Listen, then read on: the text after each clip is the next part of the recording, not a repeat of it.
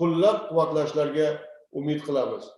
Nutqimda so'ngida barchangizni yangi boshlangan yil bilan muborakbod etgan holda, bu yil barchamiz uchun avvalo mustahkam sog'lik, rejalarimizning ro'yobini va albatta hamkorlikdagi boshlangan islohotlarimizni kutilgan samaralarni taqdim etishini tilab qolaman.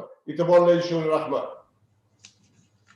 Rahmat Ulug'bek Nigmatovich, ta'lim tizimida amalga oshirilayotgan keng ko'lamli islohotlar haqida, amalga oshirilgan ishlar haqida, samarali ishlar haqida ma'lumot berganligingiz uchun. Navbatdagi kirish so'z Oliy ta'lim sifati kafolatda Yevropa assotsiatsiyasi prezidenti janob Dr. Kristof Grolimundga. Marhamat. Thank you very much. Your Excellency, Director of the State Inspectorate, Chairman of the Council of Higher Education, Rectors, representatives of the Ministry, the State Inspectorate, and the Quality Assurance Departments. It is an honor and a pleasure to participate in the webinar Integration with the International Community in Ensuring the Quality of Education, organized by our colleagues from the State Inspectorate. As an association, Ecar has a long-standing practice to work with its members and affiliates in their work to develop their own quality assurance and their own quality. In our strategy 2021 to 2025, we have emphasized services to members and associates. It is one of our goals for the period, and thus the participation in this webinar is not only an honor and a pleasure, it is also an obligation to us. In the past years, we have intensified our relations in the eastern part of the European higher education area. I mention a few names that come to my mind. We have worked with Kazakh agencies, with the Armenian agency, with Georgian agency, and we are more than happy to have the opportunity to enter into a relation with the State Inspectorate of Uzbekistan, and we consider this webinar to just be the beginning of a working relationship. Thank you very much for your invitation, and I'm looking forward to this webinar. Thank you very much.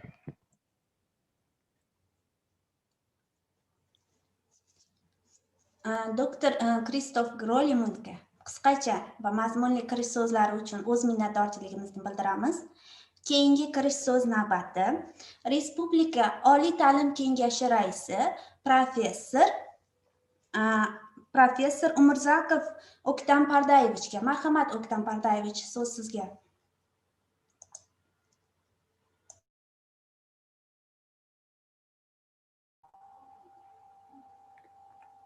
Assalomu alaykum. Eshitilyaptimi? Eshitilyapti. Assalomu alaykum. Assalomu alaykum. Aziz hamkasblar, hurmatli onlayn konferensiya qatnashchilari, xonimlar va janoblar. Bugungi xalqaro konferensiya O'zbekistonda ta'lim sifatini ta'minlashning muhim elementlaridan biri xalqaro hamjamiyat bilan integratsiyalashuv masalasiga bag'ishlanganini biz uchun juda ham bir mamnun deb hisoblaymiz. Hozirgi davr ta'limni tashkil etish, boshqarish va eng muhimi uning sifatiga yangi talablar qo'yilmoqda. Jamiyat taraqqiyotining hozirgi bosqichida barcha ijtimoiy tizimlar va ijtimoiy institutlarda, jumladan ta'lim sohasida ham muhim o'zgarishlar ro'y berilmoqda. Demak, oliy ta'lim ham globallashuv, tezkor texnologik va axborot taraqqiyoti jarayonlariga moslashishi kerak. Chunki olingan nazariy bilimlar juda tez eskirmoqda va o'quv jarayonida olingan kasbiy malakalar doimiy yangilanib turishi lozim. Bugungi kunda har qanday davlatning taraqqiyotini belgilovchi eng muhim mezonlaridan biri bu ta'limning sifati, samaradorligi va talab darajasida ekanligidir. Dunyoning turli qismlarida barqaror taraqqiyot va aholining hayot darajasini yaxshilash maqsadida milliy ta'lim tizimlarini isloh qilish bo'yicha amalga oshirilayotgan jarayonlar keng aks sado bermoqda.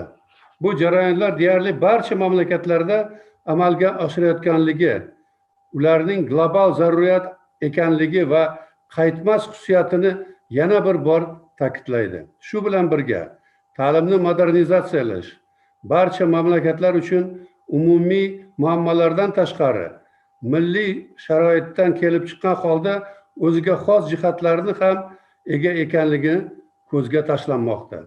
So'nggi yillarda dunyoning turli mintaqalarida olib borilgan sotsiologik tadqiqotlarning qiyosiy tahlili shunday xulosa kelishga asos bermoqda. Birinchidan, bugun deylik Sovet davridan keyingi makonda oliy ta'limning nufuzi umuman nisbatan yuqori bo'lib qolmoqda.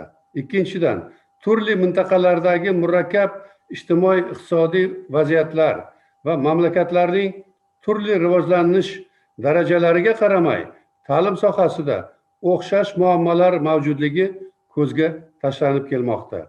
Uchinchidan, oliy ta'lim sohasidagi eng dolzarb o'xshash muammolar bizning fikrimizcha quyidagilardan iborat bo'lmoqda. Ya'ni ta'lim sifatini ta'minlash, bugungi kunning barcha talablariga javob beradigan yagona milliy ta'lim maydonini yaratish va milliy oliy ta'lim tizimini yagona xalqaro ta'lim makoniga uyg'unlashtirish. Shu nuqtai nazardan O'zbekiston oliy ta'limning yagona butunjahon ta'lim tizimiga uyg'unlashuvi taraqqiyotning juda muhim omili hisoblanadi va O'zbekistonning ta'lim sohasidagi siyosati ham aynan shunga yo'naltirilgan. Respublikaning ta'lim sohasidagi zamonaviy davlat siyosati mamlakatda ta'lim ustuvorligini, xalq xo'jaligining eng intellektual, salohiyatli va shu bilan birga eng qimmat tarmoqlardan biri sifatida talqin etiladi. Oliy ta'lim sohasidagi davlat siyosatining asosiy maqsadi 21-asrning barcha talablariga javob beradigan innovatsion iqtisodiyot va mehnat bozori ehtiyojlariga mos keladigan ta'lim modelini shakllantirishdir.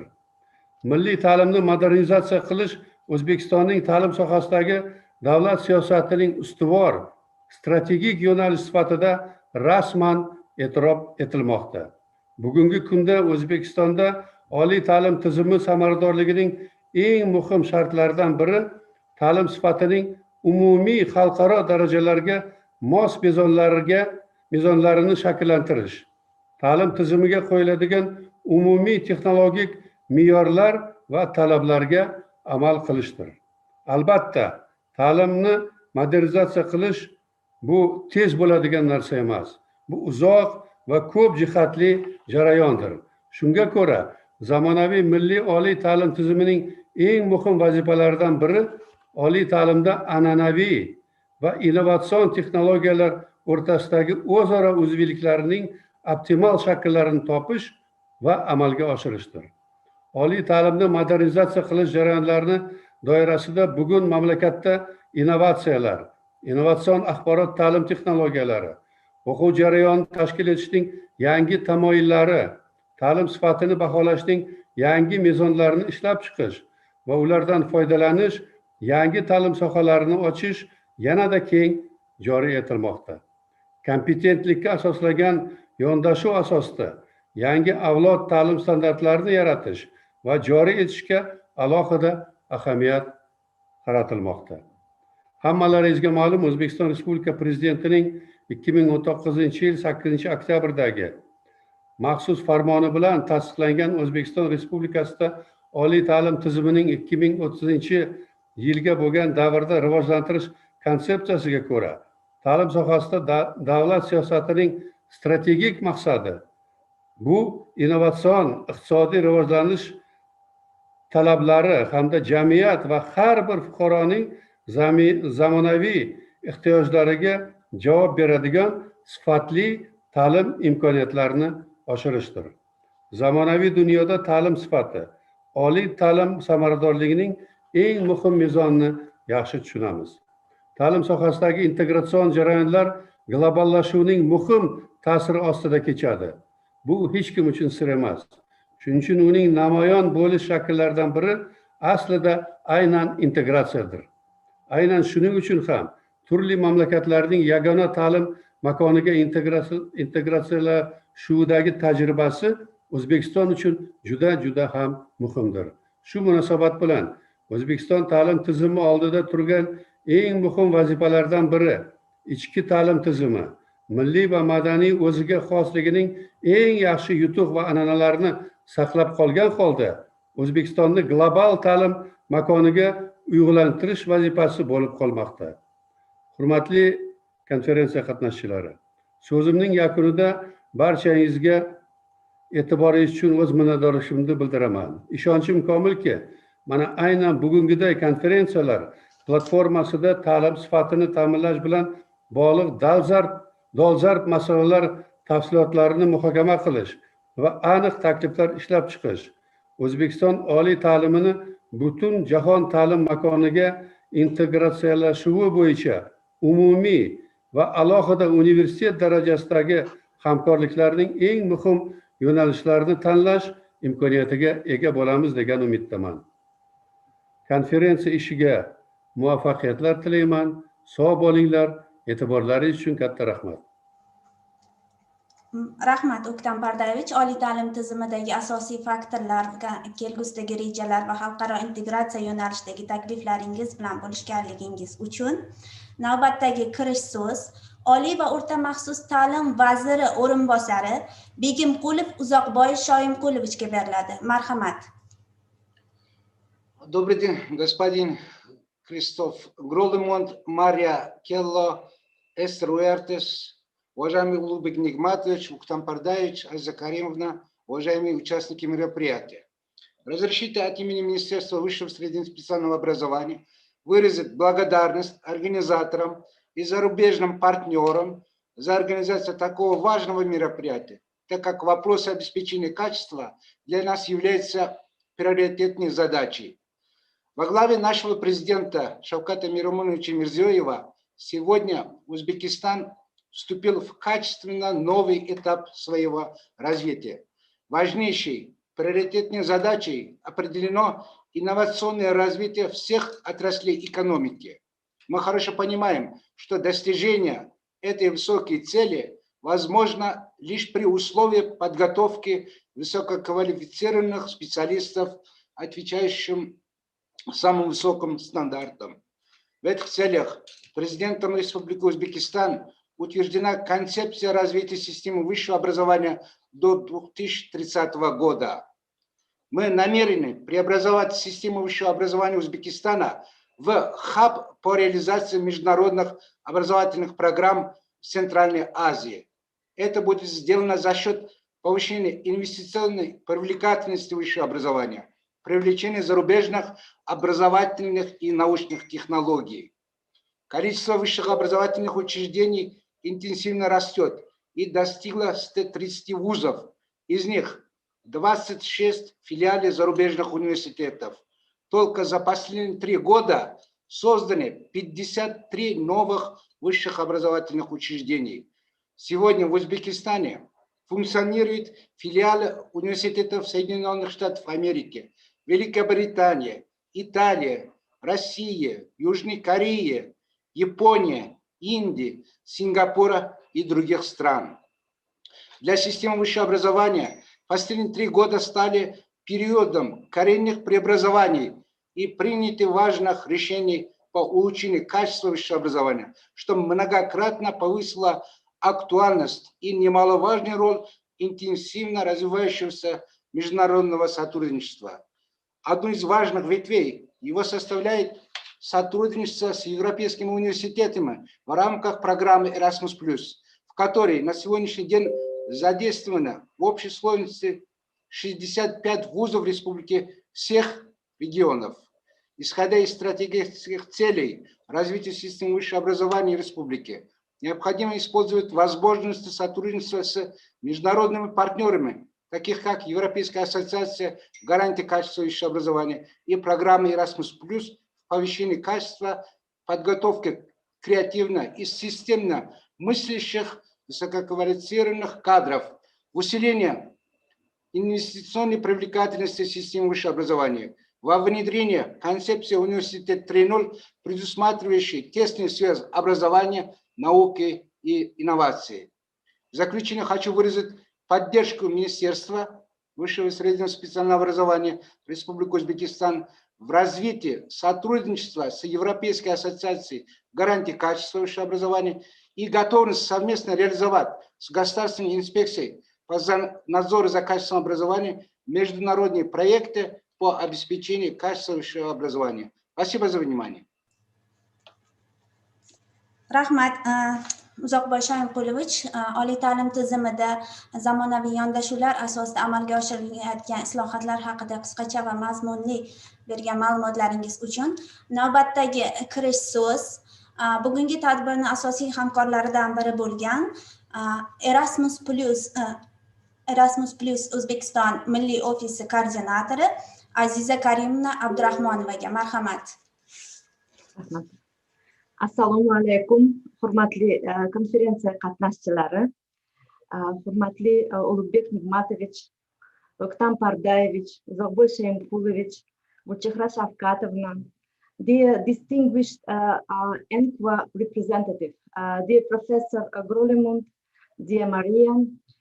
First of all, I would like to thank all of you for the commitment to meet and to discuss the further cooperation, which is quite crucial and particularly crucial in the light of the current higher education modernization agenda in Uzbekistan and the forthcoming start of the new Erasmus program for the next 7 years. The team of the National Erasmus+ Office and the higher education reform experts value very much the continuous fruitful cooperation with the Ministry of Higher and Secondary Specialized Education and the State Inspectorate of the Education Quality Supervision, which has been strengthened particularly for the last years through organization of joint seminars, including 5 seminars specifically related to the introduction of ECTS in the local universities. The establishment of the close cooperation of the State Inspectorate and the Ecar during the last year, so for us it's a step towards the harmonization process, the harmonization of quality assurance approach in Uzbekistan and the countries which are involved in the Bologna process. So taking this opportunity, I would like to propose the next step of this cooperation and cooperation enhancing, which is for us, it would be great to have the wide introduction applying of the ESG standards and guidelines for quality assurance in the European higher education area in Uzbekistan and applying ESG in development of joint master's programs in the framework of new forthcoming Erasmus program. This is particularly feasible to pilot within the forthcoming calls for the Erasmus Mundus joint masters and the newly introduced Erasmus Mundus design measure. The calls will be published in February. The specific Erasmus Mundus design measure is aimed to filling the gap in the current Erasmus Mundus action by supporting the development of new joint master programs through the designing the fully integrated curricula and common implementation procedures. So this proposal is also in line with one of the main tasks defined adopted by the concept of higher education development in Uzbekistan by 2030. Undoubtedly, this decision, if it will be made on applying of ESG by universities of Uzbekistan, will encourage their European partners to develop joint programs. Of course, the National Erasmus Plus Office, the team of higher education reform experts are completely in your disposal and will provide the overall support to this initiative. I wish all the participants of today's online conference very interesting discussions, findings, which will be mutually beneficial for us, for both the universities of Uzbekistan, the whole higher education system of Uzbekistan, and the Ecar. Thanks a lot for your attention. E'tiboringiz uchun katta rahmat, sog' bo'linglar.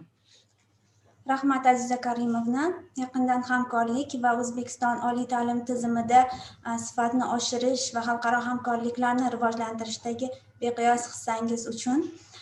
Endi ruxsatingiz bilan seminar kun tartibiga ko'ra seminarning asosiy ma'ruzalar qismiga o'tamiz. Dastlabki ma'ruza Yevropa ta'lim standartlari va milliy ta'limda Yevropa konsepsiyasidan foydalanish deb nomlanadi.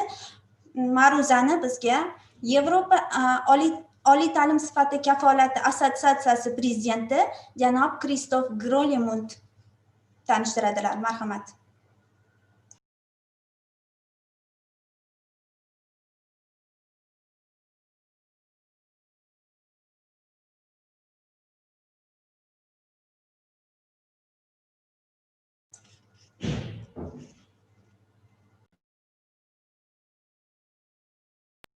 Sorry, I needed to switch on my mic first.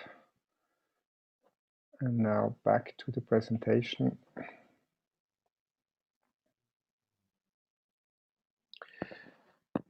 Thank you for the introduction. I understood my job, my brief, to talk about the European standards and guidelines and how they can be used in a national context. And before I even go into my slides, I would like to summarize my message to you. The first message is we have the European standards and guidelines, but they are not rules. They are not something you can check off when you work on your quality in higher education. They are principles. They stand for values.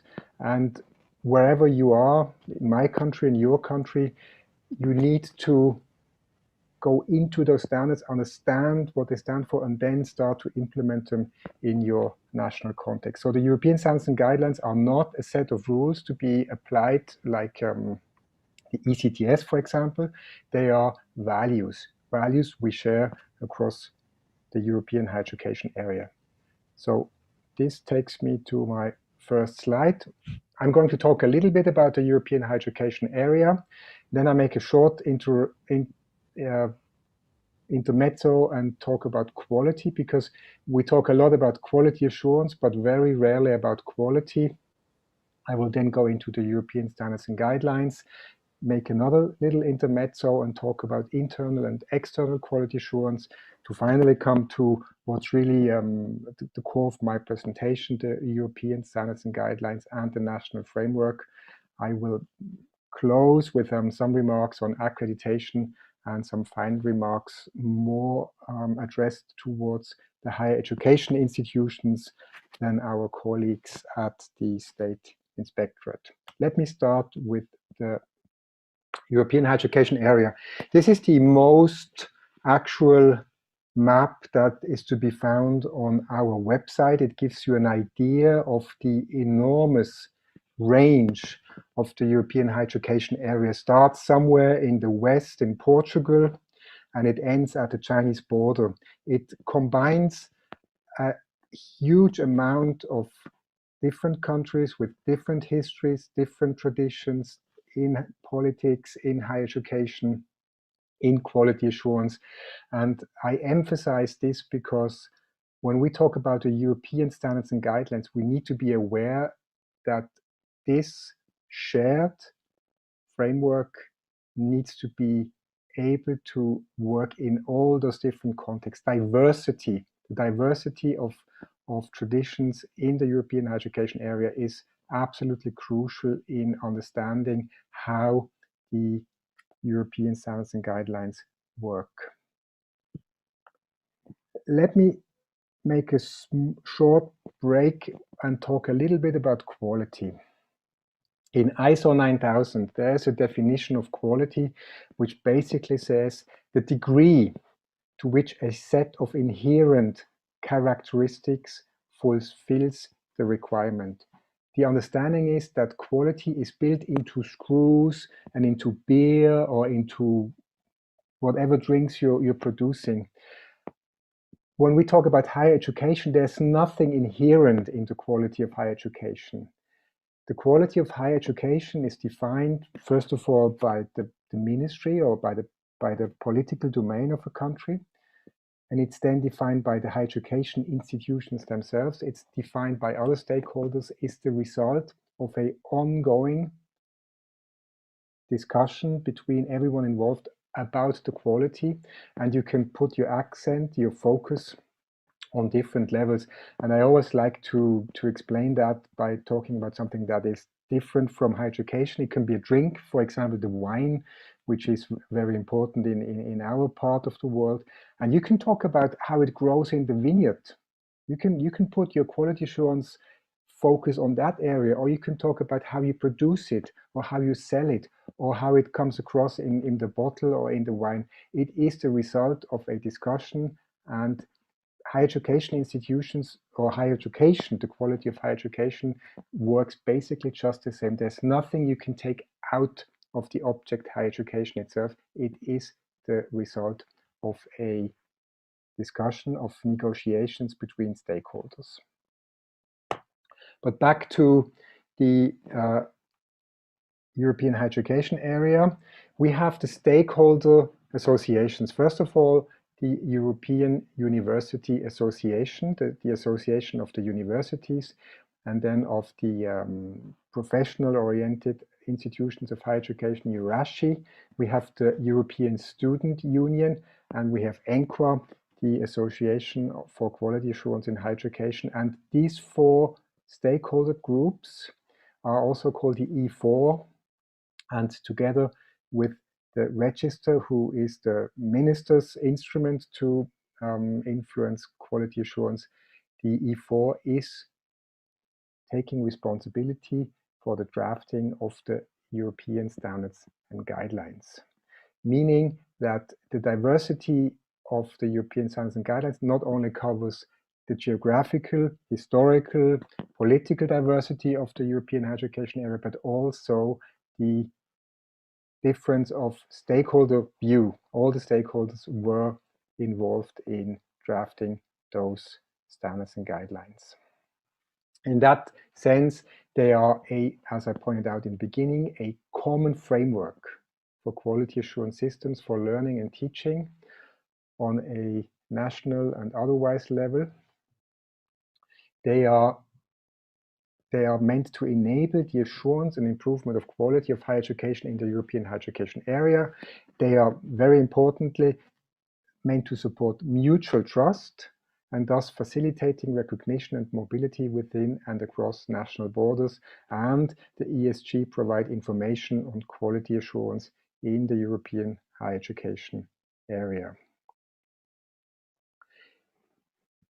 The principles that are behind the European standards and guidelines are, first of all, that the responsibility for the quality of their provision and its assurance lies with the higher education institutions.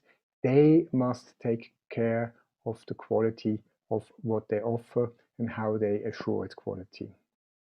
Secondly, a second principle, and I've talked about diversity just now a couple of times, quality assurance in the higher education area needs to respond to the diversity of the systems, institutions, programs, and students. A third principle is the idea that quality assurance is not just a check at the end of the production line. It is a principle that supports the development of quality culture. Quality assurance needs to support the development of quality culture. And finally, quality assurance takes into account the needs and expectations of students, all other stakeholders, and society. The European standards and guidelines are structured into 3 parts, and in line with what we just said, that the higher education institutions need to take responsibility, have the responsibility to assure their own provisions of higher education. Part 1, which covers the quality assurance of what higher education institutions offer, are at the core, at the center of the European standards and guidelines. In part 1, you find 11 standards that define a common framework for higher education institutions across the European higher education area on how to assure the quality of their teaching.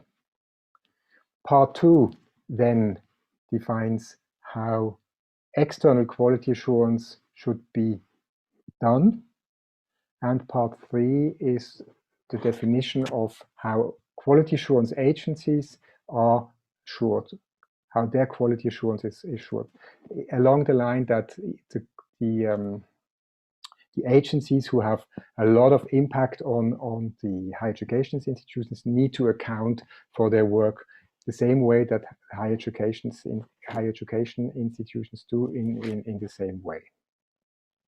That much for the European standards and guidelines. I have another slide which gives you a summary of the standards.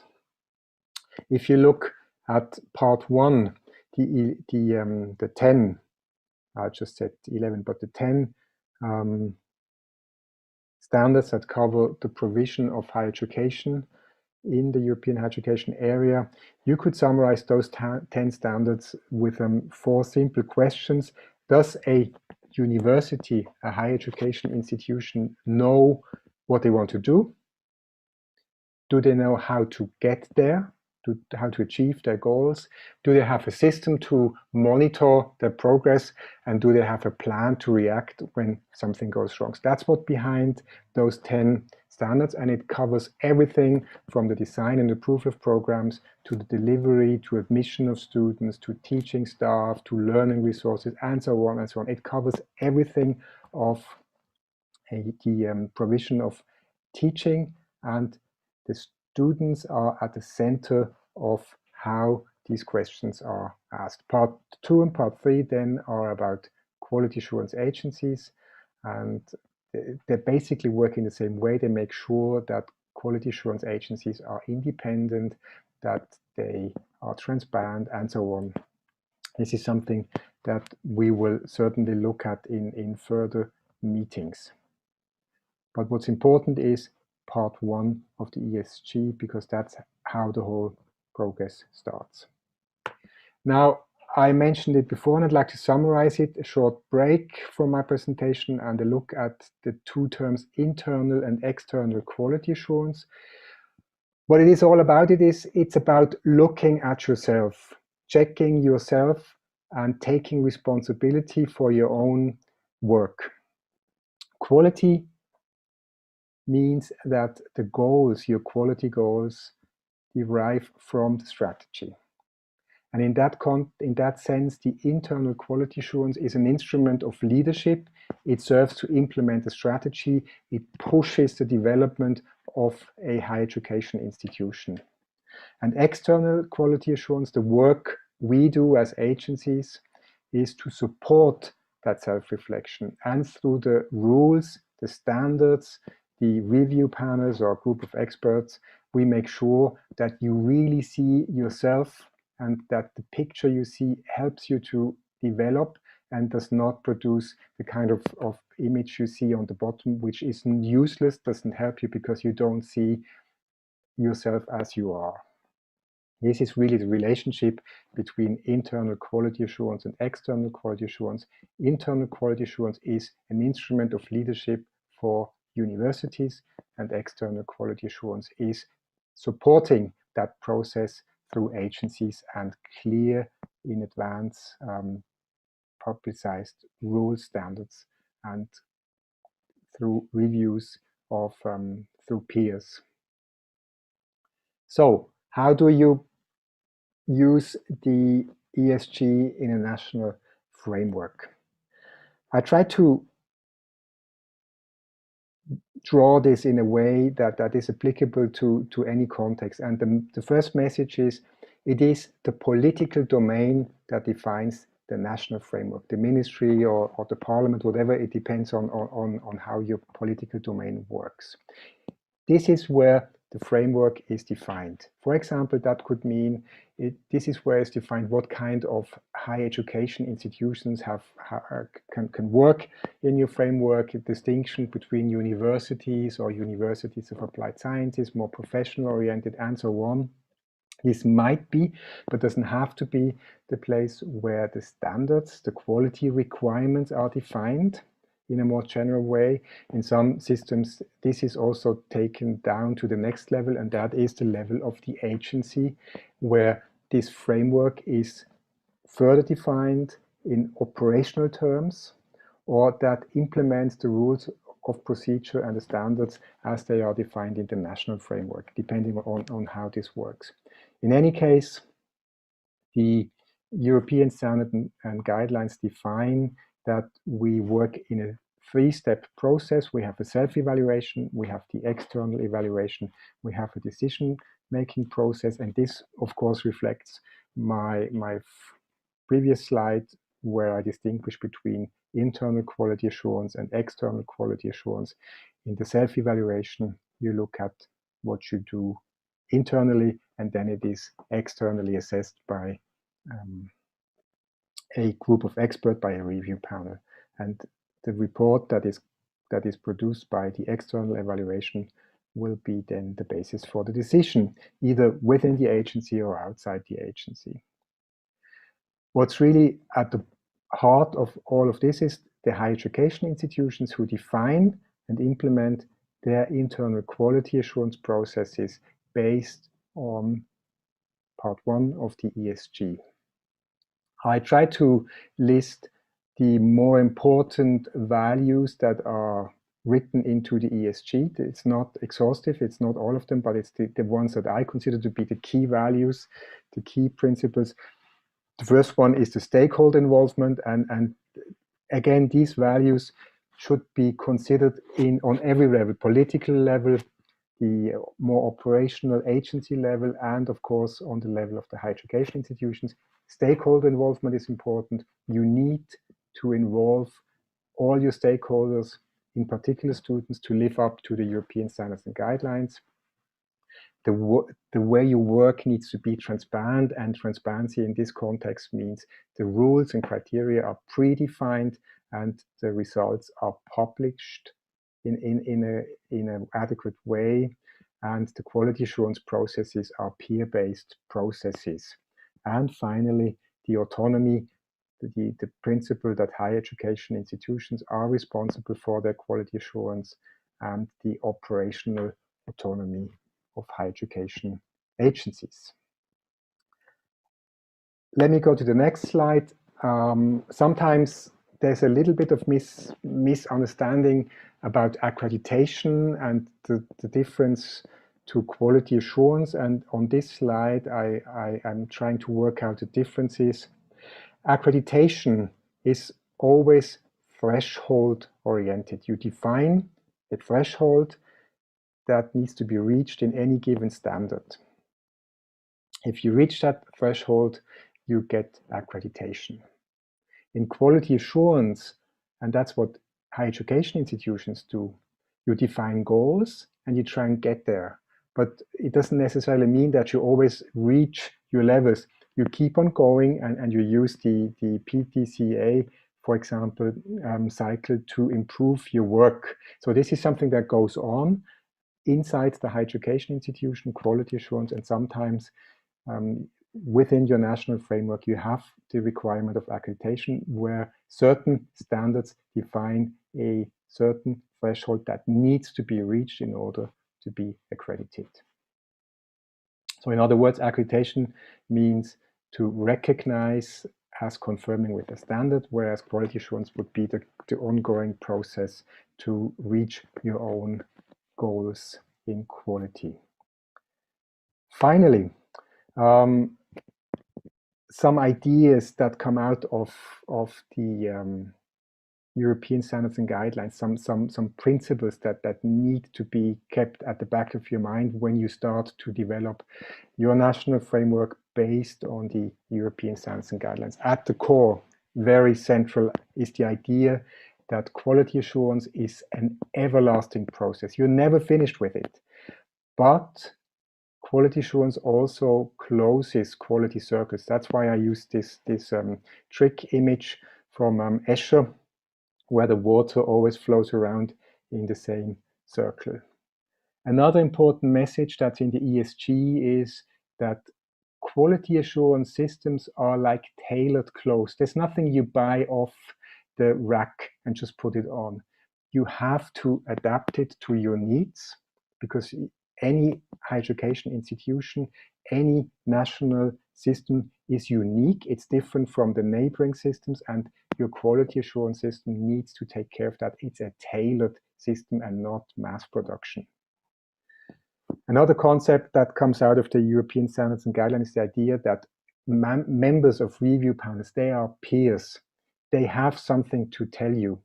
And that's because they are chosen as peers, and neither Ecar, neither an agency that accredits a higher education institution would send a panel member that has no idea what the opposite side is doing. That's why I have these two pictures of those two different planes. The pilot of a Cessna has very little to discuss with the pilot of one of these big planes. They have different problems.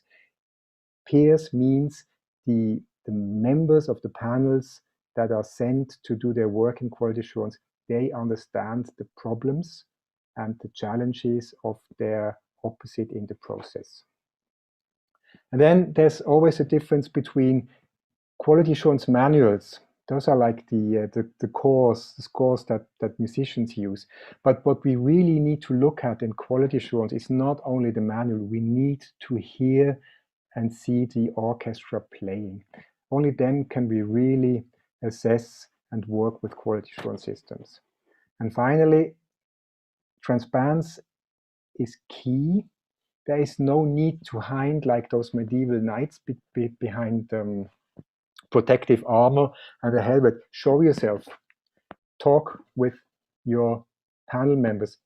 Like I said earlier, they have something to tell you, and they are meant to be critical friends and not someone ticking off a list of requirements and then send you a letter and that's it.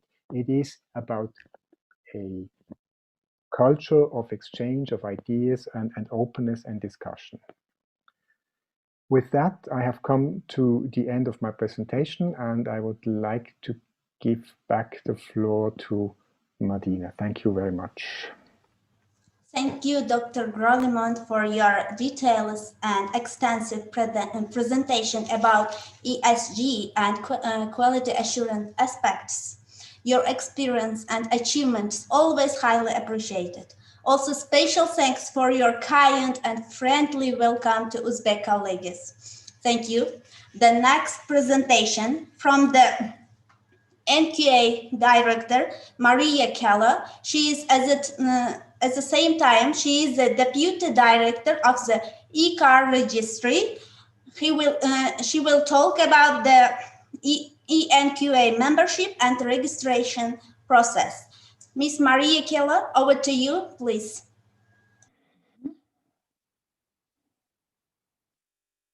Oops. Maria, can you hear me?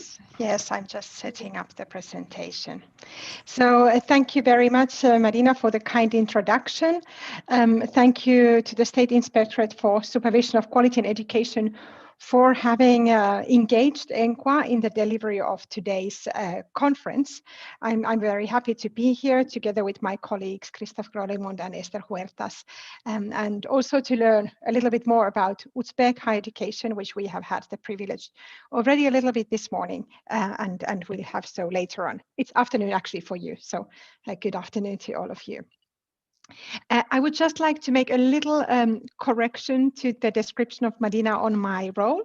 I am indeed the director of ENQA, which is the European Association for Quality Assurance in Higher Education. It's the membership organization of quality assurance agencies. I will say something more about that in a moment. And I was for several years a board member of the European Quality Assurance Register. But I am not, it's director or deputy director, that's kind of an administrative role in the organization. So I was involved in the board together with the other stakeholder organizations. But now to my presentation. Christoph already gave an idea of the European Quality Assurance Framework.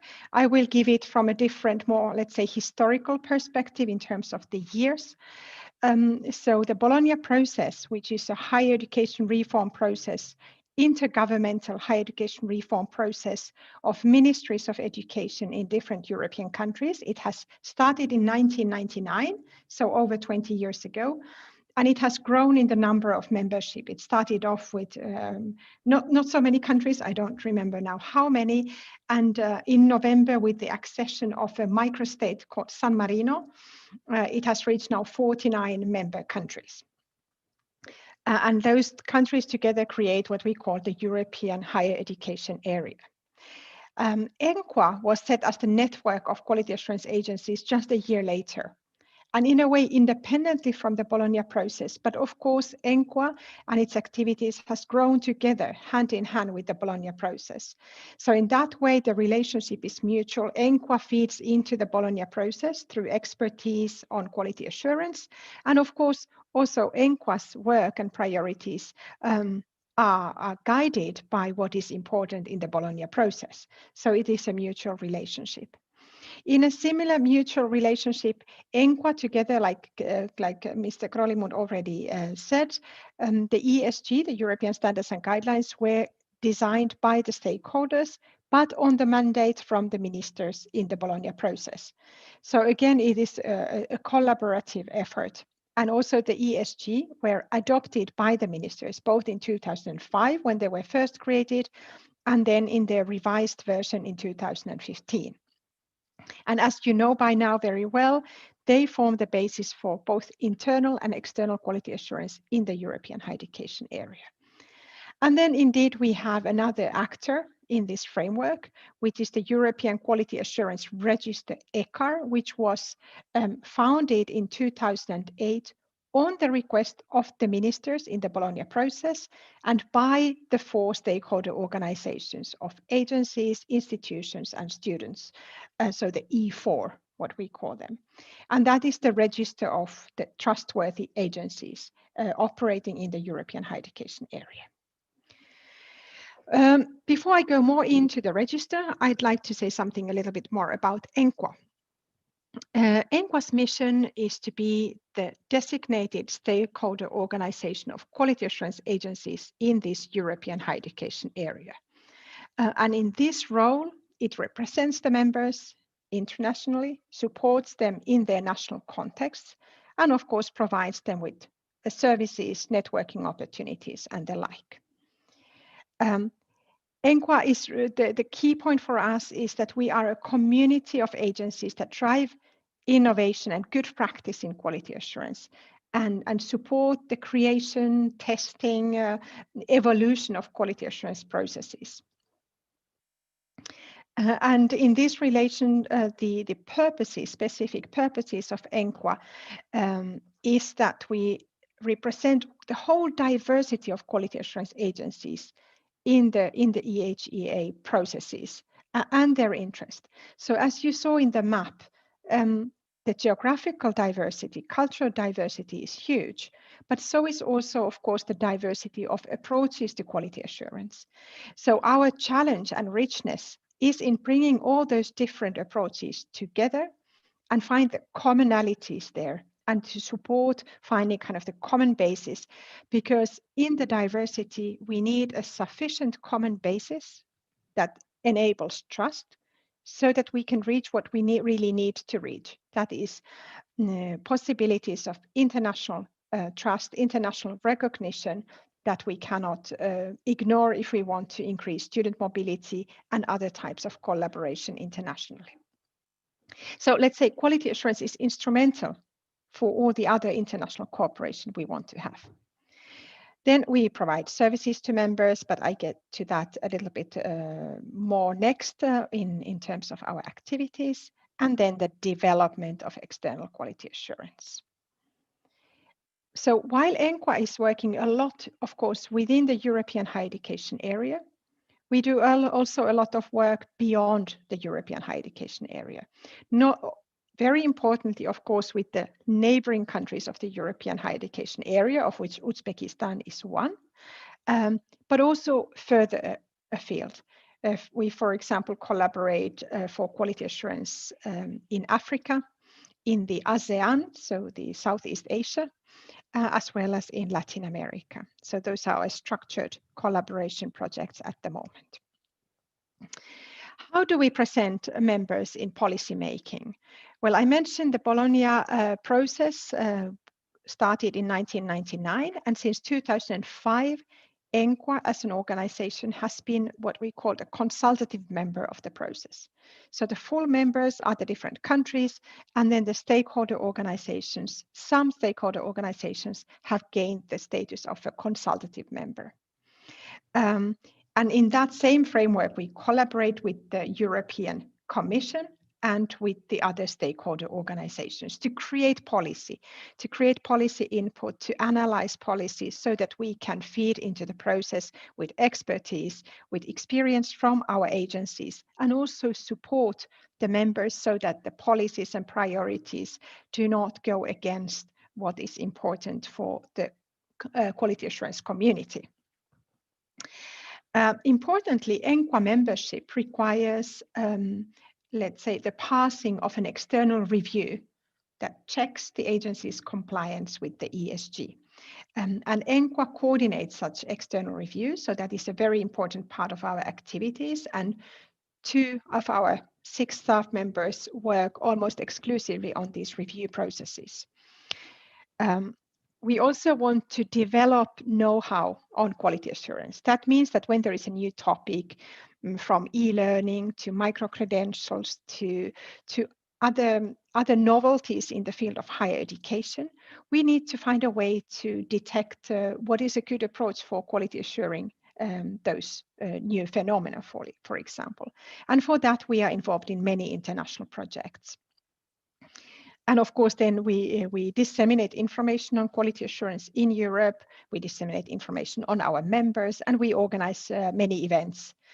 Unfortunately, like for all of us in the last 12 months, these have mainly been online events, of course, and we will keep doing those. But it's good we have the tools and we are able to keep connected internationally, even in these complicated times.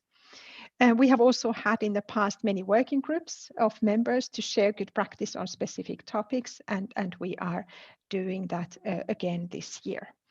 And in terms of Ecar, like I said, we are a founding member of Ecar and involved in its management. And it is in this role that I was involved in Ecar's executive board for 7 years. I just finished my term quite recently. So again, the map, you have already seen this with Christoph, just to give you an idea of the extent. And interestingly then, the membership of ENQA is only open to agencies in the European higher education area. So independent quality assurance agencies in the 49 countries of the European higher education area. Affiliation on the other side is open to any agency across the whole globe. And you can see in the map that we have quite an extensity. We don't have huge numbers of agencies outside of Europe, but we have some, and we are very happy of this wider network that we are building. And extremely pleased to have the Uzbek State Inspectorate as an ENQA affiliate as well. So ENQA membership is not open at the moment for the Uzbek State Inspectorate because of the limitation of the European higher education area. But we are very happy to report that our affiliates themselves confirm that they feel equally part of the ENQA family as the members. The only distinguishing factor is the need to go through an external review and the possibility to vote in the association's dealings. Otherwise, affiliates are equally valuable members of our community. Absolutely. Then just a few words about Ecar, because I was asked to say also what it means to apply to Ecar. Differently from ENQA membership, registration in the European Quality Assurance Register is open to any independent quality assurance agency across the globe. So that is a possibility, of course, for the State Inspectorate in the future, should that become of interest. So Ecar was founded in 2008, and its mission is to enhance trust and confidence in the European higher education area. And its main role is really that of managing the register. And it has now, at the moment, almost 50 registered agencies from 27 countries. And it also provides a lot of useful information. So if you are interested in, please have a look at the Ecar website as well, and not only on that of ENQA. They monitor the status of legal frameworks for external quality assurance in Europe. They monitor cross-border quality assurance developments, and they also have a database of external quality assurance results by the registered agencies. So all the reports of many agencies can be reached through the Ecar database called Ecar. And here it was just a little comparative table. As my time is almost up, I will just ask then the organizers to disseminate this presentation as well, if you want to have another look. The key difference between ENQA and Ecar is that ENQA is really acting in the interest of its members. It is a membership organization, works for the agencies, for its members, and with the members. Whereas Ecar is, let's say, a public interest organization, very independent of any single stakeholder group's interest. It was founded by the stakeholder organizations, but its members are national governments, together with the stakeholder organizations, of course. Both are connected to the Bologna process. One grew alongside it with, that's ENQA, and the other one is a first legal entity that actually was born out of the Bologna process, and that is Ecar. But both use the European standards and guidelines for criteria, ENQA for membership and Ecar for the registration on the register. And what do you have to do to apply to the register? Well, the most important element is an independent external review, where a peer review panel checks the applicant agency's compliance against the 14 standards in parts 2 and 3 of the ESG. So it's all about the processes, how they are created, and also about the agency itself, its human resource capacity, its independence, its collaboration with the stakeholders, and so on.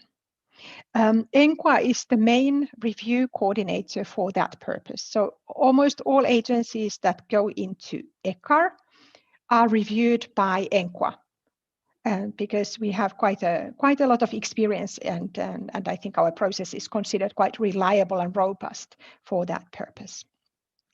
There is a need to achieve overall compliance. So not everything has to be 100% as in the standard, but it has to be more or less done. And there is no non-compliance is accepted to be registered on Ecar. So if on something you don't do that at all, then it will be difficult to get the registration. The first step is to contact Ecar to determine eligibility and to agree on the process to be taken.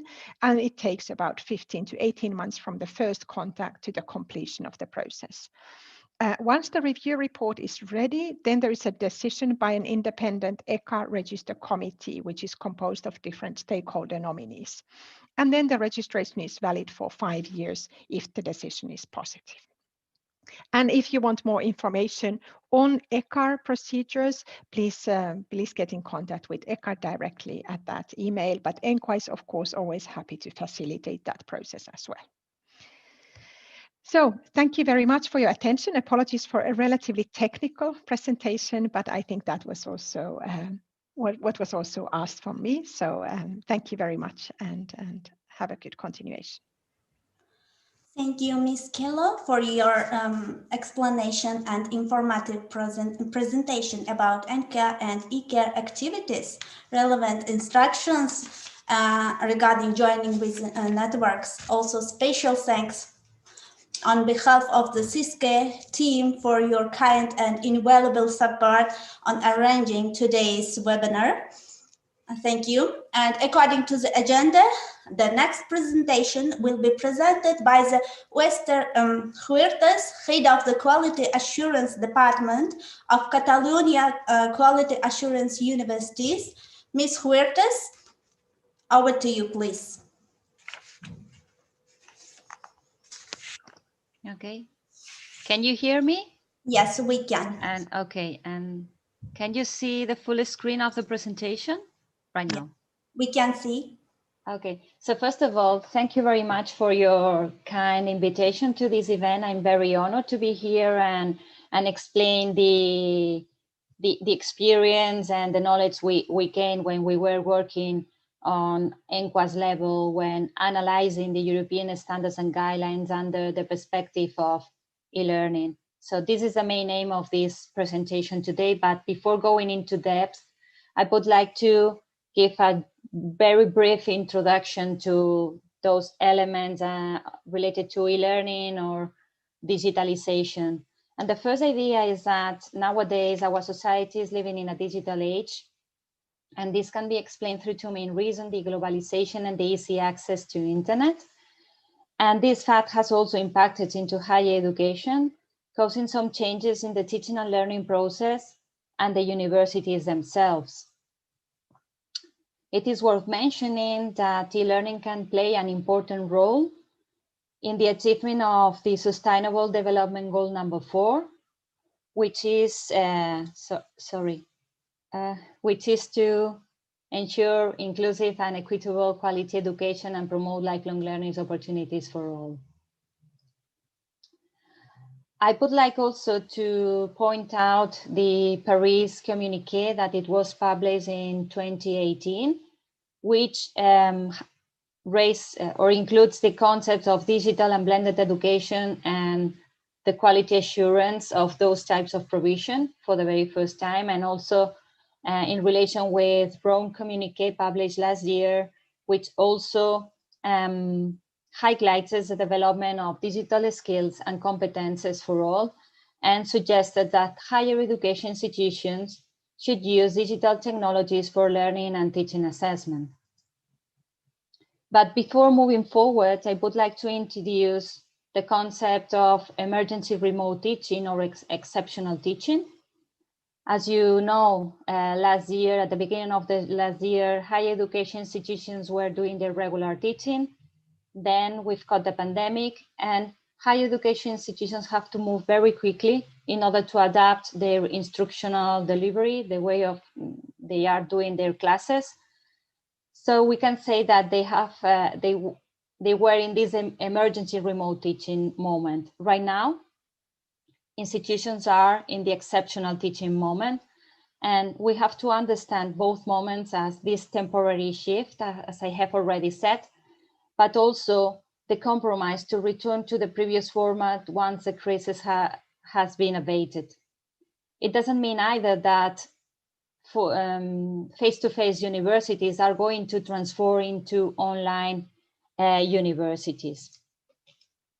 Well, this presentation is going to focus on those scenarios where e-learning is designed without an emergency or exceptional teaching, though there are some elements that could be applicable too.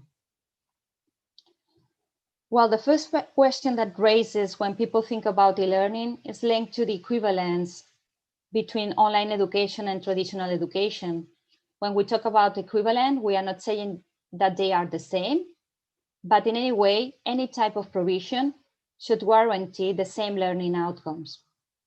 When we say equivalent, we are referring or we are asking to have the same quality. They should have an equal value. So they should be equally recognized by labor market. And we also have to bear in mind that good online education is not so different from traditional education, but maybe there are some criteria that we have to adapt in order to measure the quality of these institutions, of this type of provision, sorry. So as Mr. Golemun has already said, quality assurance is something really important in the European higher education area.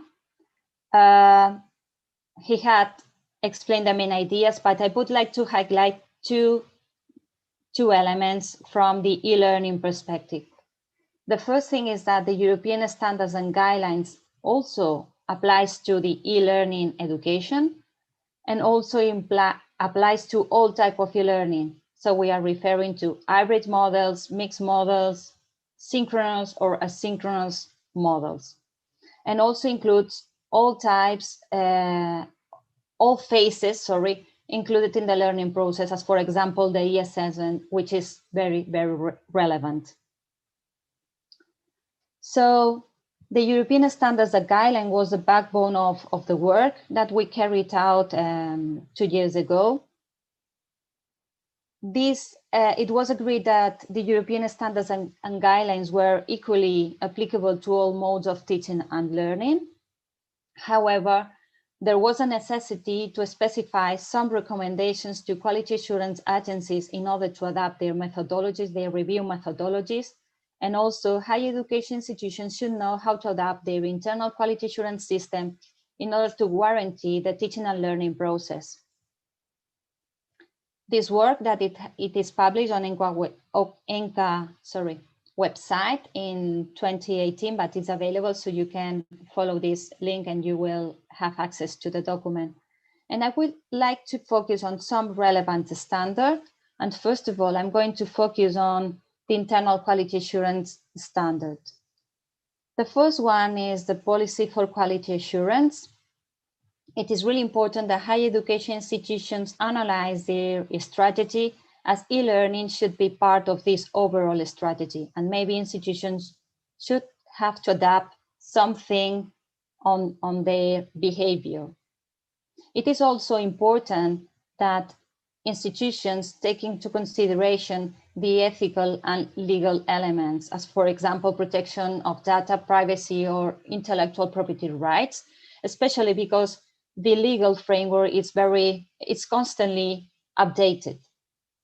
Another challenge that we can find in this standard is the stakeholder involvement, as there is a lack of an on-campus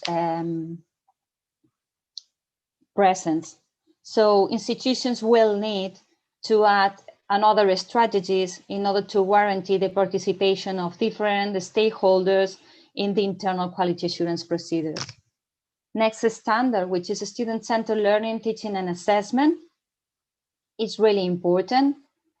This standard encourages the use of flexible learning paths, different modes of delivery, a variety of pedagogical methods, and giving a sense of autonomy to each student. So it doesn't mean that digitizing the content alone, it will guarantee that the students will have a good experience in the learning process. It is important that institutions pay attention to the pedagogical model in order to guarantee that the students are going to achieve the pretended learning outcomes of different degree programs. E-assessment is something really important too. Institutions should include protective measures that guarantee learner authentication and authorship. And there's another challenge here, which is the lack of direct face-to-face interaction. So institutions may have to look for strategies in a way to guarantee the interaction in between students and in between teachers and the students, and there could be discussion groups or other way of organizing. Institutions also have to pay attention to the learning materials and the appropriate updates. Here, I would like to have a small break in order to present very, very briefly a good practice, which is the Tesla project. This project it's already finished and pretend to develop an e-assessment system which ensures the learner authentication and authorship. This project worked with different instruments to ensure this learner authentication and work authorship. And we work with different typology of instruments, as you can see here, the document analysis, biometrics, or security techniques. If you are interested on having more information on this project, I recommend you to go to the Tesla project website, and there are some videos where you can see how the system worked. So following with the standards, the next one, I would like to highlight the recognition element, because this is something really important. Institutions should assure the academic recognition, and as I have already said previously, the recognition should be provided also by professional bodies and employers, and it should be the same as on-campus programs. And if qualifications are offered by higher education institutions are warranted, the higher education system could contribute to stop fraud or diploma mills. Teaching staff is a crucial element in the teaching and learning process. Institutions should define the structure, the profile, and role of teaching staff. It is to say that fully online universities have different structures, and they are quite different from one to each other. So it's really important that each institution define those characteristics. They should be really well skilled and well supported on pedagogical issues and technological requirements too. And due to the different structure and the participation of a wider people linked to the teaching responsibilities, the coordination of could be more complex in e-learning. Well, moving more to the next standard, we will talk about the learning resources. Here is really important the analysis and the definition of the virtual learning environment or the virtual campus. It is really important that the BLE is interoperable and robust and ensures the accessibility to the learning materials and the e-assessment. And when we are talking about this accessibility, we are referring to all types, or including all the diversity of the learners, including the students with special educational needs. Another important point here is the e-library, and some programs could include virtual labs in order to guarantee the acquisition of some specific learning outcomes. Student support is something relevant too. When we are talking about this support, we are referring to tutoring, pedagogical and technological and administrative related needs. This student support should be adapted to the e-learning environment. It's not enough of adapting or changing the face-to-face format into a platform. There should be something more. And if this student support is well designed, well implemented, it could help to improve the student retention rate and the success and the feedback of the students. In relation with data indicators derived from e-learning, this information can be different, and the method of calculation can be different from the traditional education. Moving to the external quality assurance standards, I'm only going to talk about on 3 of them. The first one is designing methodologies fit for purpose. So quality assurance agencies should pay attention and take into considerations the particularities that I have already said, those ones that are included in this part 1, in the internal quality assurance. Here there's a challenge also for quality assurance in order to define flexible processes, as the process should include new modes of teaching and learning. And this means that quality assurance agencies should be innovative too. They could include, obviously, specific criteria, indicators, guidelines, of frameworks for e-learning. When implementing the process, and we talk about the self-assessment report, institutions should explain the pedagogical model and the virtual learning environment. It is also very useful to provide access and navigation to the experts and through the virtual learning environment. It's a really good moment that when experts can go through classroom, debate forums, and see how the teaching and learning process is organized and how the teaching are responding to the demands of the students, etc.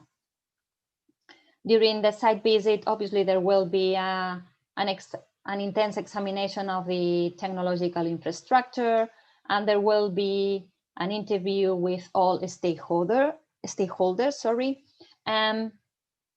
Here we can say that maybe the agenda could be a little bit longer, as there are more, or there could be different roles belonging to the teaching staff profile.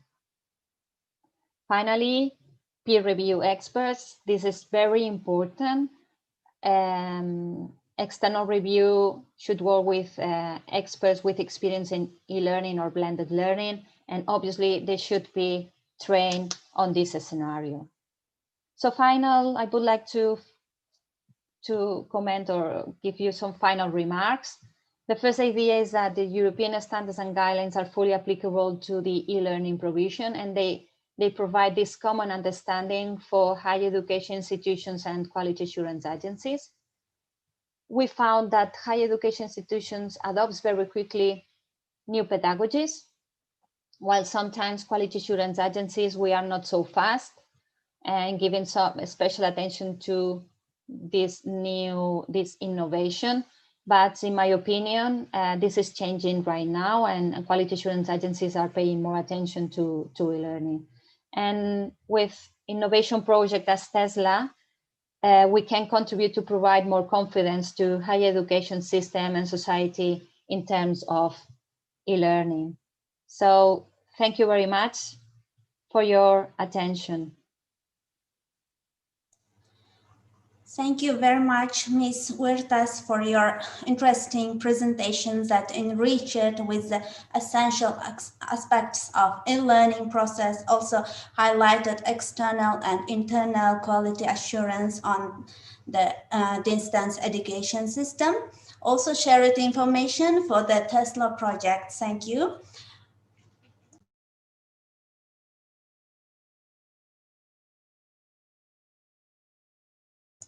The next presentation will be presented by the Ms. Gulchehra Rixiyeva, Rector of the Tashkent State University of Oriental Studies, on the topic, Internationalization is an important factor on improving the quality of education at the universities. Меня слышно? Алло. Eshitilyapti. Gulchehra Shavkatovna, marhamat. Assalomu alaykum, hurmatli ishchilar. O'zbek Nematovich, Muhtam Pardayevich, Ayskarimovna, Zopoy Buyumqulovich, juda ham xursandman bu anjumanda ishtirok etayotganimdan. Hamkorlarimiz Kristof Grolimund janoblarini, Mariya Kelo va Ester Idalgo xonimni ma'ruzalarini eshitib juda ham xursand bo'ldim, chunki bugungi kunda biz olib borayotgan ishlarimiz oliy ta'lim tizimidagi faoliyatimiz bilan nihoyatda bog'liq. Shu nuqtai nazardan ba'zi bir fikrlarimni men shu ma'ruzam doirasida aytib o'tmoqchiman va yana bir masalani alohida aytmoqchi edim. Bugun men nafaqat Toshkent davlat sharqshunoslik universiteti rektori, balki asosan Erasmus Plus ofisi bo'yicha umuman O'zbekiston Respublikasining oliy ta'lim islohotlari bo'yicha ekspertlar guruhi a'zosi sifatida ishtirok etyapman va aytiladigan fikrlarim ham bizning faoliyatimiz, aynan guruhimiz bo'yicha olib borilgan ishlar umuman mamlakatimizda mana shu yangi O'zbekiston sharoitida ta'lim tizimidagi xalqarolashuv, ya'ni internatsionalizatsiya va uni bizni sharoitimizda shu kungacha amalga oshirilgan ishlar va natijalari to'g'risida qisqagina aytib o'tmoqchiman va so'zim oxirida o'zimning takliflarimni ham bermoqchiman bu yerda, chunki bizni faoliyatimizni muvofiqlashtiruvchi Oliy ta'lim vazirligi, shuningdek bizni faoliyatimizni baholovchi, attestatsiya va akkreditatsiyadan o'tkazuvchi Vazirlar Mahkamasi huzuridagi ta'lim sifatini nazorat qilish inspeksiyasi rahbariyati va hamkorlarimiz va shuningdek juda ham ko'p oliy ta'lim mas'ullari ishtirok etayotganligidan shu takliflarim ham menimcha qo'llab-quvvatlansa kerak deb umid qilaman.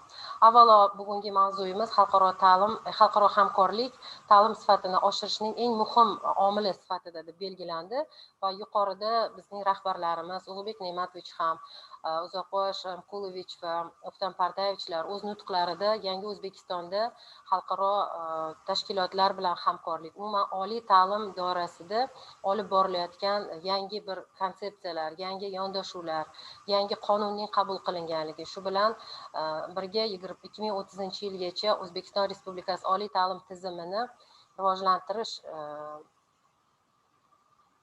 rivojlantirish konsepsiyasi qabul qilinganligi haqida ham aytib o'tishdi va bu borada amalga oshirilayotgan ishlarimiz haqida batafsil va bugungi kungacha erishilgan natijalar haqida o'z fikrlarini bildirishdi. Men ham mana shu bittagina internatsionalizatsiya masalasi doirasida to'xtalib o'tmoqchi edim. Bu internatsionalizatsiyaga alohida to'xtaladigan bo'lsak, uning nima ekanligini biz albatta bir necha yil davomida, ayniqsa yangi O'zbekiston davri boshlangandan beri oliy ta'lim jarayonida qanday yo'nalishlarda ish olib borishimiz kerakligini belgilab oldik va bugungi kunga yetib kelganimizda biz anchagina natijalarga erishgan ekanligimizni yuqorida ma'ruzachilarimiz aytib o'tishdi O'zbekiston doirasida. Va mana shu doirada juda ham ko'p o'zimizga xos yangiliklarga va yangi bir qarashlarga ega bo'lganimiz va ayniqsa Yevropa ittifoqining oliy ta'lim muhitida amalga oshirilgan ishlar va ularning hujjatlari, tavsiyalari va ishlab chiqilgan yo'riqnomalarini o'rganish asosida ham aynan mana shu jarayonlarda yangiliklarga erishganligimizni alohida ta'kidlamoqchiman. Internatsionalizatsiya asosida biz nimalarga erishdik? Xalqaro hamkorlik juda ham kengaydi. Mana yuqorida ma'ruzachilarimiz ham xalqaro hamkorlik asosida juda ham ko'p yangi oliy ta'lim muassasalarining tashkil etilganligi, xalqaro dasturlarning tashkil etilganligi, qo'shma ta'lim dasturlari ishga tushganligi va bu borada ayniqsa O'zbekiston oliy ta'lim tizimida qiziqishning kuchayganligi va buni tushunishga intilish va uni joriy etish va xorijiy hamkorlar bilan birgalikda mana shunday dasturlarni ishlashga ishtiyoq paydo bo'lganligi va bu orasida ham o'zaro raqobatning paydo bo'lganligini aytishni alohida ta'kidlamoqchiman. Bu internatsionalizatsiya bizda oliy ta'lim olish imkoniyatini kengaytirdi va kengaytirib bormoqda, ayniqsa shu xalqaro hamkor tashkilotlar va universitetlar bilan birga ishlayotganimiz uchun. Shuningdek, universitetni tanlash imkoniyati kengaydi yoshlarimiz uchun. Nafaqat mahalliy universitetlar, balki xorijiy universitetlar shu bilan birga qo'shma dasturlar, double degree programmalarida o'qish imkoniyati ham paydo bo'ldi. Bu ham yoshlarimiz uchun oliy ta'lim bilan qamrovni yoshlarimizga yaratilgan imkoniyatlarni kengayib borayotganini ko'rsatadi. Shu bilan birga bizda oliy ta'limda xalqaro standartlar tomon yo'naltirish masalasiga alohida to'xtalish kerak. Bu ham bo'lsa, bu yildan boshlab o'sha ECTSga asoslangan bizda kredit modul tizimiga 35 ta oliy ta'lim muassasalarini o'ta boshlagani va birinchi kursga shu asosda qabul bo'lgani va bu jarayonida oliy ta'lim vazirligi bilan, inspeksiya bilan, el yurt umidi fondi bilan, juda ham ko'p universitetlar bilan, Erasmus bilan hamkorlikda juda ham ko'p xalqaro tashkilotlar, xalqaro xorijiy ekspertlarni va vatandoshlarimizni jalb etgan holda juda ham ko'p hamkorlikdagi vebinarlarni tashkil etganligimiz ham bizni bu internatsionalizatsiyaga chuqurroq kirib borib tatbiq etishimizga muhim hisoblanadi.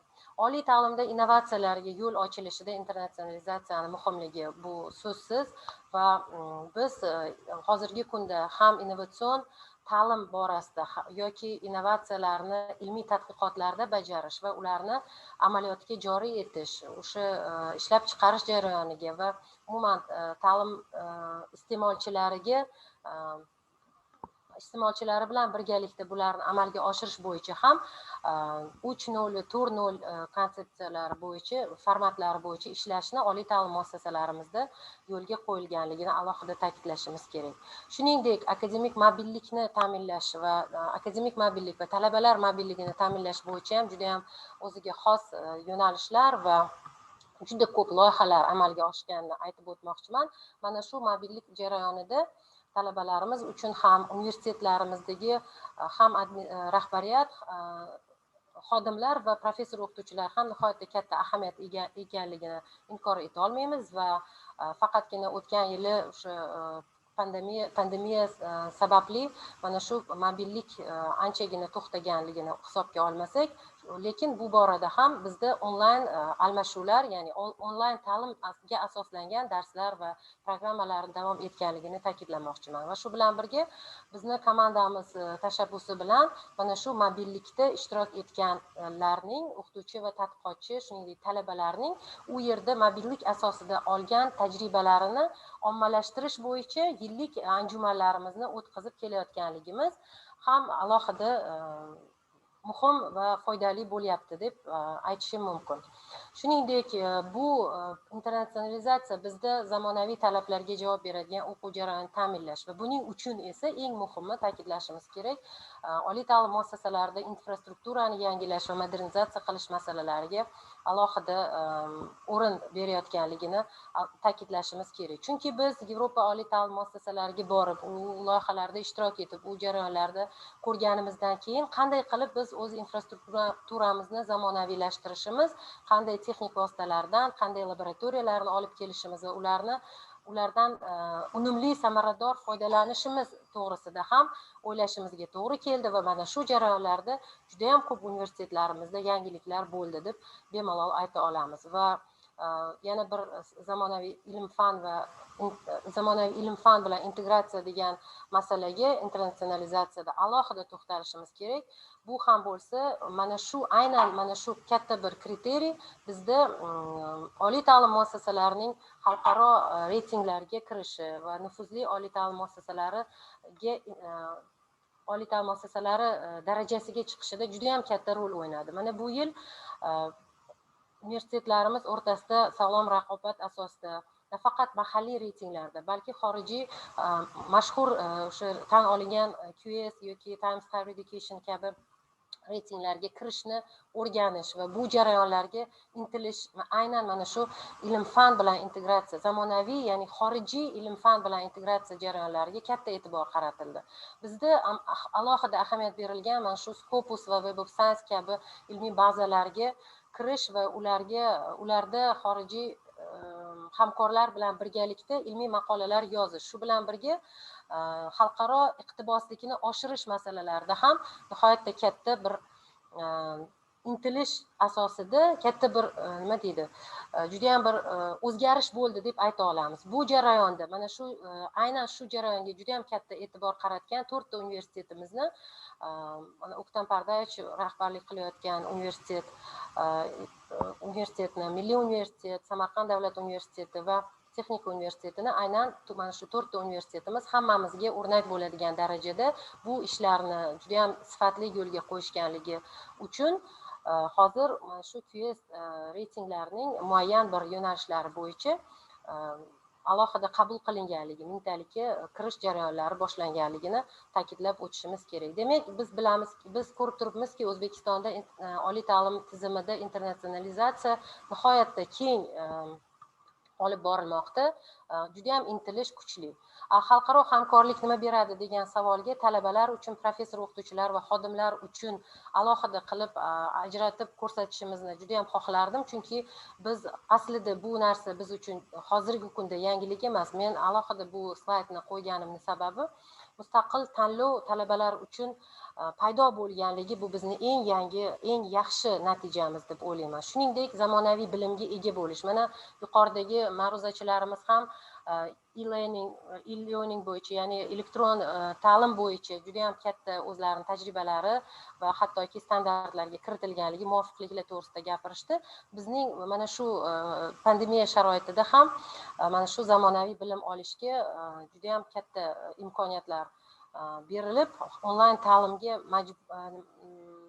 sinov tarzida kirib borganimiz bizni bilim olishga bo'lgan ishtiyoqimizni ham talabalarda oshirdi deb ayta olaman. Chunki ularda mana shu resurslar bilan ishlashga qiziqish va mustaqil ta'limni kuchaytirish, mustaqil fikrlash, shuningdek mobillikni real holatdagi emas, balki internet tarmog'i orqali mana shu hamkorlar bilan o'rtoqlashish, hamkorlardan o'rganish masalasi, turli loyihalarda ishtirok etish tashabbuslari ham paydo bo'ldi. Shuningdek, zamonaviy mutaxassis bo'lish ehtiyoji va munosib kvalifikatsiyaga ega bo'lish mumkinligi haqidagi fikrlar, tafakkur bu yoshlarimizda hozirgi kunda juda ko'p mana talabalar bilan gaplashamiz. Mana shu yoshlarimizda shunday kvalifikatsiyaga munosib ta'lim olishga bo'lgan juda ham kuchli talabni borligini alohida aytishimiz kerak. Professor o'qituvchilar uchun juda ham uzoq to'xtalishni hojati yo'q deb o'ylayman, chunki bu yangi ilmiy makonni, resurslarni paydo bo'lishi, shaxsiy va malakaviy rivojlanishni,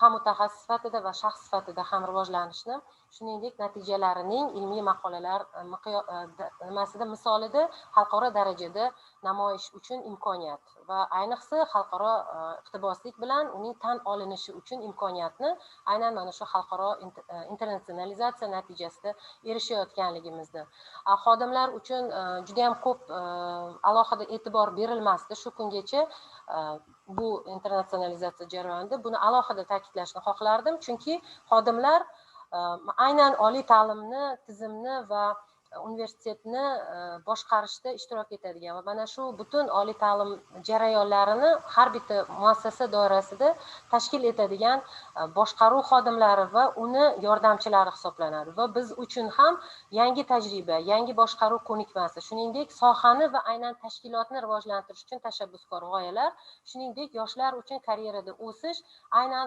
internatsionalizatsiya bilan hamohang tarzda O'zbekistonda juda ham qattiq e'tibor berilayotganligini aytib o'tishni xohlardim. Va mana shu alohida aytilgan fikrlarning hammasi mana bu yil o'ta boshlagan ECTS tizimimiz yoki kredit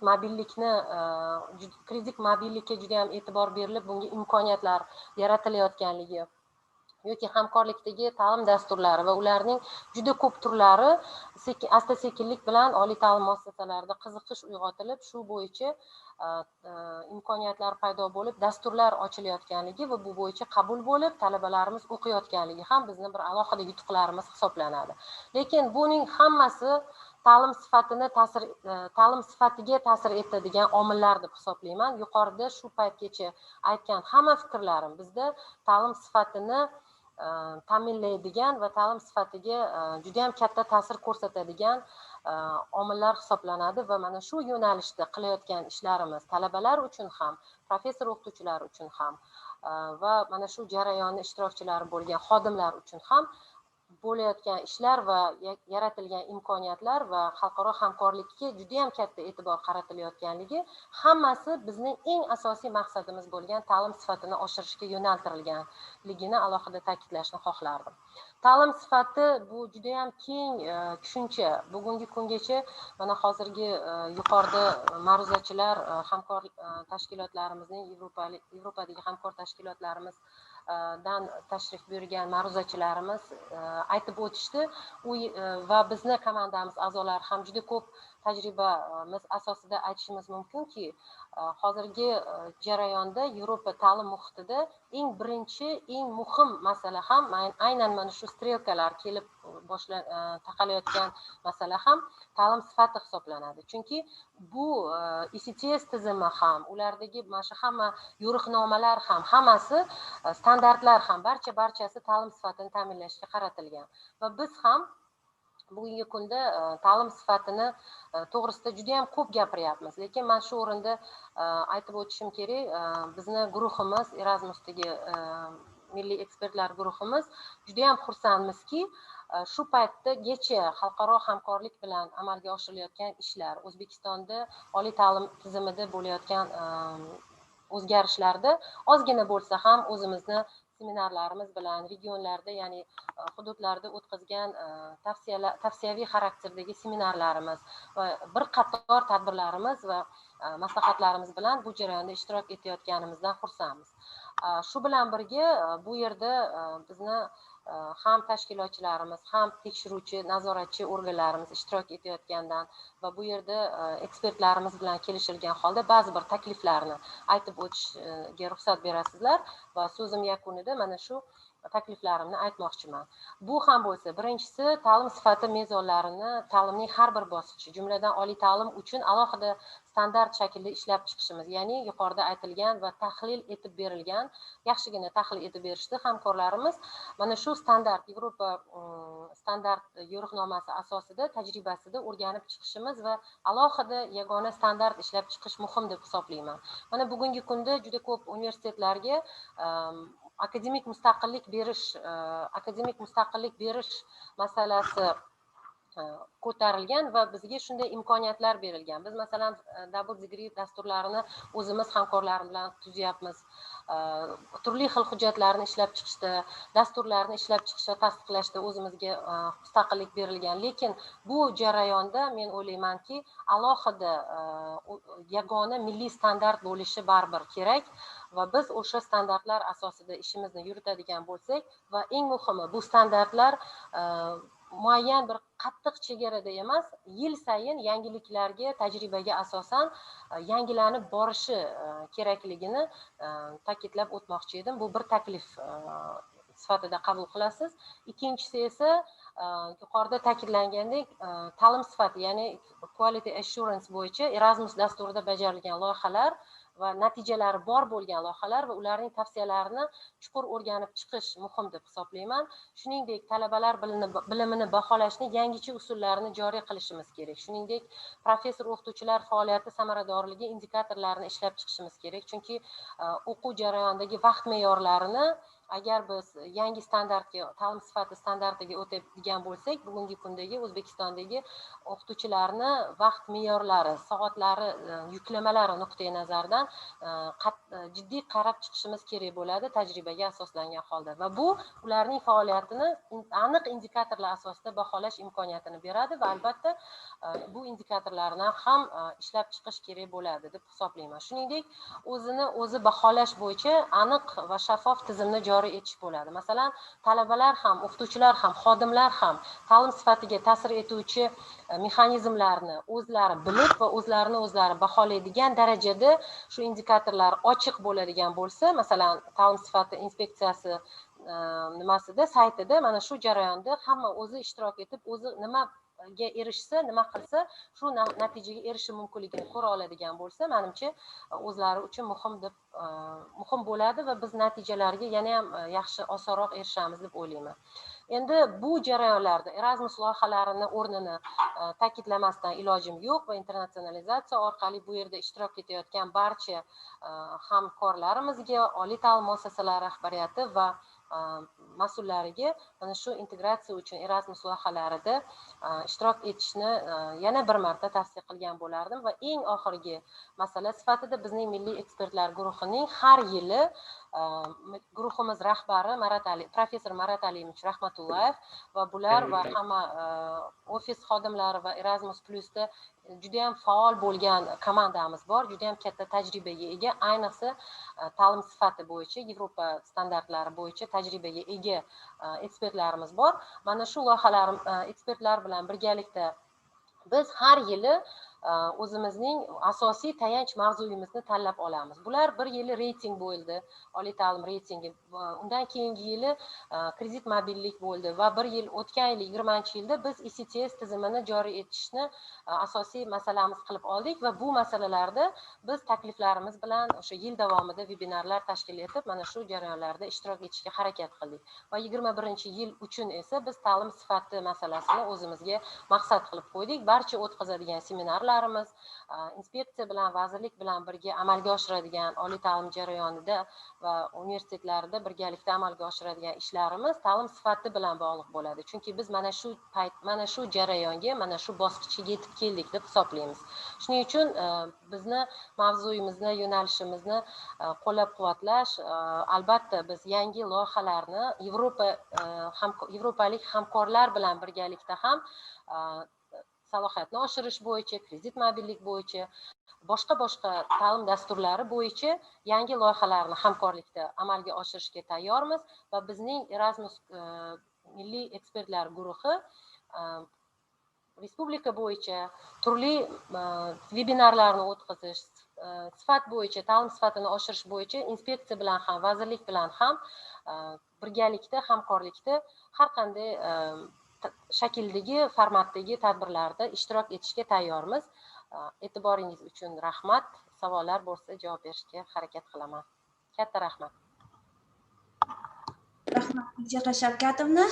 O'zbekistonning oliy ta'lim muassasalarida xalqaro hamkorlik yo'nalishida amalga oshirilayotgan samarali ishlar yuzasidan mazmunli ma'ruzangiz va asosli takliflaringiz bilan bo'lishganligingiz uchun.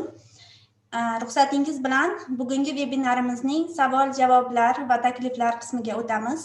Ishtirokchilarimizdan o'zlarini qiziqtirgan, ya'ni bugungi ma'ruzachilarimiz tomonidan javob olishga intilgan savollarini chat yordamida yozib yuborishlarini yoki menda savol bor tarzda bizga ma'lum qilishlarini so'rab qolamiz va shuningdek takliflaringizni ham bildirishingiz mumkin. Bu borada o'z fikr va takliflari bilan o'rtoqlashish uchun navbatdagi so'z navbati ta'lim sifatini nazorat qilish davlat inspeksiyasi ta'lim muassasalari attestatsiyasi akkreditatsiyasi bosh boshqarmasi boshlig'i Asliddin Odilov Ahmadjanovichga. Marhamat, Asliddin Ahmadjanovich, so'z sizga. Assalomu alaykum. Hurmatli ta'lim ishtirokchilari. Aytilib eshitilyaptimi? Eshitilyapti. Mavzu ma'ruzamda avvalo bu jarayonlarda ya'ni ESGni tatbiq etilishi va bunda ta'lim inspeksiyasining o'rni haqida gapirmoqchi edim. Chunki ta'lim inspeksiyasi o'sha 2017-yilda tashkil etilganda ko'proq nazorat qiluvchi tashkilot sifatida tashkil etilgan edi. Lekin oxirgi 3 yilda aynan shu ESG tamoyillari asosida va xorijiy tajriba asosida inspeksiya o'z faoliyatini nazorat qilishdan ko'ra ko'proq ta'lim sifatini yanada oshiruvchi tashkilotga aylanishni o'ziga maqsad qilib qo'ydi va bu borada o'z ishlarini olib boryapti. O'sha birinchi qilingan ish ta'lim inspeksiyasi tomonidan xuddi ESG standartlari va tamoyillar asosida 3 xil standartlar ishlab chiqildi. Bu ta'lim sifatini ichki ta'minlash standarti, ta'lim sifatini tashqi ta'minlash standarti hamda ta'lim sifatini ta'minlash agentligi, ya'ni ta'lim inspeksiyasini standartlari ishlab chiqildi va bu joriy etildi. Ya'ni har bir oliy ta'lim muassasasi tarkibida ta'lim sifatini ta'minlash bo'limlari faoliyat ko'rsatyapti. Va bunda asosiy maqsad shu ediki, xuddi ESGning asosiy birinchi tamoyili ham xuddi shu edi. Ta'lim sifatini ta'minlashga birinchi navbatda oliy ta'lim tashkilotining o'zi mas'ul. Agarda u ta'lim sifatini ta'minlashdan manfaatdor bo'lmasa, unda har qanday tashqi baholovchi, har qanday tashqi ta'lim sifatini ta'minlovchi tashkilot u ta'lim sifatini oshirishga yordam bera olmaydi. Biz ham shu yo'ldan bordik. Biz ham tashqaridan aniq bir talablar, aniq bir mezonlarni belgilashdan ko'ra ko'proq oliy ta'lim muassasalariga mustaqillik berdik ta'lim sifatini ta'minlashda. Chunki kadrni ular tayyorlayaptimi? Demak, kadrning sifatiga o'zlari javob berish kerak. Kadr sifatini tayyorlashda ular manfaatdor bo'lish kerak. Ularning har bir harakatida sifat bo'lish kerak. Sifat ular uchun odatga aylanish kerak. Har bir qarorni qabul qilganda unda asosiy manfaatdor tomonlar birinchi navbatda manfaatini inobatga olish kerak. Bu yerda talabalar, ayniqsa ish beruvchilar, u nafaqat oliy ta'lim jamoasi qaror qabul qilganda ham kollegial qabul qilsin, hech kimning manfaatiga zarar yetkazmasin. Mana shu yo'ldan biz o'z yo'limizni tanladik va bu borada hozir ko'rinib turibdiki, tanlagan yo'limiz xato bo'lmadi. Yaqinda o'sha murojaatnomada ham aynan oliy ta'lim muassasalarini mustaqilligini oshirish, ularga ta'lim dasturlarini ishlab chiqishda akademik mustaqillikni berish masalasi ko'tarildi. Bu yerda oliy ta'lim muassasalari bu mustaqillikdan foydalanishlari uchun ular birinchi navbatda jamoatchilikning ishonchini qozonish kerak. Jamoatchilik ishonchini qanday qozonadi? Agarda ularda hisobdorlik bo'lsa. Demak, biz tanganing ikki taraf haqida gapiryapmiz. Biri mustaqillik bo'lsa, ikkinchisi hisobdorlik. Ya'ni ular hisobdor bo'lish kerak ta'lim sifatini ta'minlashda. Tayyorlaydigan kadrning sifatiga hisobdor bo'lish kerak. Bu bo'yicha jamoatchilikka shaffof, ochiq ma'lumotlarni taqdim qilib turish kerak. Ana unda biz haqiqiy mustaqil oliy ta'lim muassasalarini ko'ra olamiz va ular rivojlanadi. Va shu maqsadda hozirda inspeksiyada ekspertlar kengashi tashkil etilgan bo'lib, bu yerda Avstriya, Litva, Rossiya, Sloveniya, Germaniya ekspertlari jalb qilingan bo'lib, bular aynan shu oliy ta'lim muassasalarini ta'lim sifatini ta'minlashdagi mustaqilliklarini yanada oshirish, ularni rag'batlantirish. Xuddi shuningdek, ta'lim inspeksiyasi faoliyati ham ko'proq ta'lim sifatini oshirishga yo'nalishini ta'minlash bo'yicha ishlar olib boryapmiz. Bizning maqsad agarda biz ta'lim sifatini ta'minlash jarayonlari, talabi, standartlarini xalqaro darajada uyg'unlashtira olsak, unda biz berayotgan ta'lim sifati boshqa davlatlar tomonidan tan olinadi. Bizning yoshlar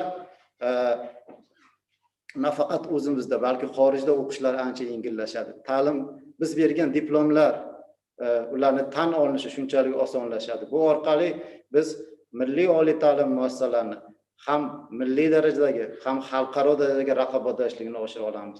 Chunki biz oliy ta'lim muassasalarimiz beradigan ta'lim natijalari bu boshqa davlatlardan ham tan olinishi ancha osonlashadi va bu orqali integratsiya yanada rivojlanadi. Shu bois men bugungi tadbir ishtirokchilariga o'z minnatdorchiligimni bildiraman. Xususan Ecar tashkiloti tomonidan bildirilgan tavsiyalar, takliflar biz uchun juda ham muhim. Biz bu hamkorlikni yanada davom ettiramiz va bir narsa, aynan hozir biz ta'lim sifatini modernizatsiya qilish ustida ishlayapmiz va bunda biz uchun asos qilib olingan aynan shu ESG, aynan uning tamoyillari va bu bo'yicha yaqin orada men o'ylaymanki biz Ecar to'laqonli a'zosiga aylanamiz hamda ta'lim inspeksiyasini faoliyati, u akkreditatsiya qilgan ta'lim tashkilotlari ham Ecarga a'zo bo'lgan boshqa tashkilotlar tomonidan tan olinadi va bu platformaga biz a'zo bo'lish orqali eng yaxshi tajribalarni o'rtoqlashamiz, axborot almashuv yanada yengillashadi va bu albatta O'zbekistonda ta'lim sifatini yanada oshishga olib keladi. Rahmat. Rahmat Asliddin Ahmadjanovich, asosli fikrlar, takliflar va samarali yutuqlar uchun, bo'lishganligingiz uchun, bu haqidagi fikrlaringizni o'rtoqlashganligingiz uchun. Ishtirokchilarimiz orasida taklif bildiruvchilar yoki savol yo'llovchilar bormi?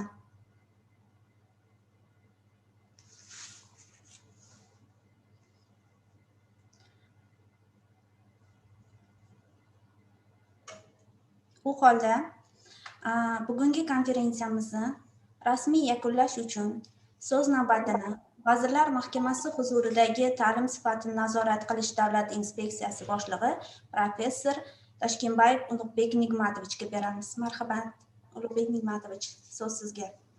Rahmat.